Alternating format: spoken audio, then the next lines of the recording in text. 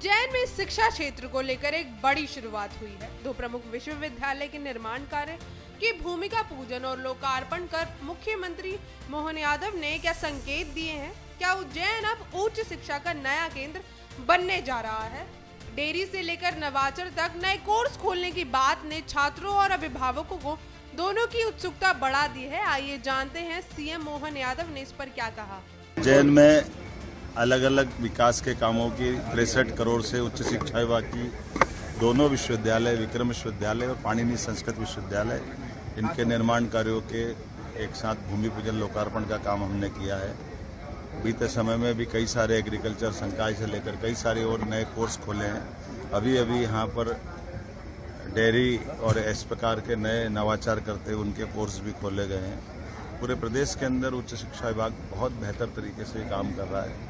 साथ ही साथ यहाँ उज्जैन में प्रतिकल्पा नाम का 68 करोड़ की लागत से आवासीय कम कमर्शियल इस प्रकार के बड़े भवन का लोकार्पण किया गया है।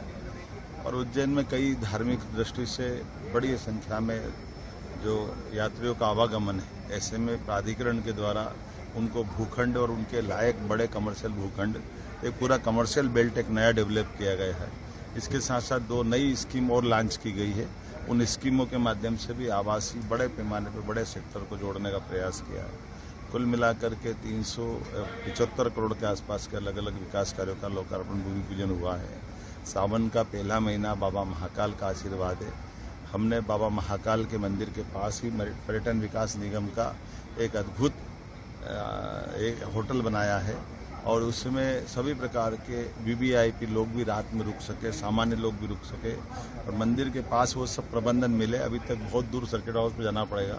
हमने प्रयोग किया है कि उस स्थान पर मैं खुद रात रहूँगा और सुबह की भस्म आरती में शामिल रहूँगा, क्योंकि हमारे लिए यात्रियों की व्यवस्था के साथ नगर के आवागमन में भी बार बार ट्रैफिक में कष्ट न हो, इसलिए हमने 2-3 नए निर्णय भी लिए हैं, जिसमें एक के हमारे वीवीआईपी भी मंदिर के पास ही रुक करके उनका अपना कार्यक्रम बनाए ताकि शहर की बाकी व्यवस्थाओं में कोई बाधा नहीं आए।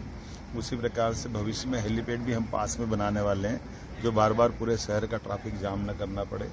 मैं उम्मीद करता हूँ ये जो नया रोड निकला है, खासकर जो 4 लेन हमने बनाए, ये भविष्य की दृष्टि से जब करोड़ों लोग यहाँ आएंगे, जैसे हमने घाट बनाए तो लगभग घाट बनने के बाद 24 घंटे के अंदर 5 करोड़ श्रद्धालु स्नान कर सकेंगे, इतना बड़ा प्रबंधन हम कर रहे हैं। इसी प्रकार से सारे चौड़े मार्ग और व्यवस्थाओं के बनने के बाद नगर के अंदर अगर 1 से 2 करोड़ की आबादी भी आ जाए तो निर्बाध रूप से उनके आने जाने का प्रबंधन रहे।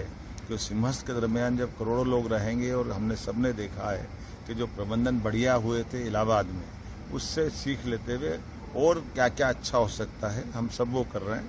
क्योंकि हमारी प्रदेश सरकार का संकल्प है कि विकास के मामले में किसी प्रकार से हमारा राज्य भी किसी राज्य से पीछे न रहते हुए वो सब जोड़े, जिसके कारण से विकास की अवधारणा भी पूरी हो सके और भविष्य में यात्रियों को सुविधा भी मिल सके।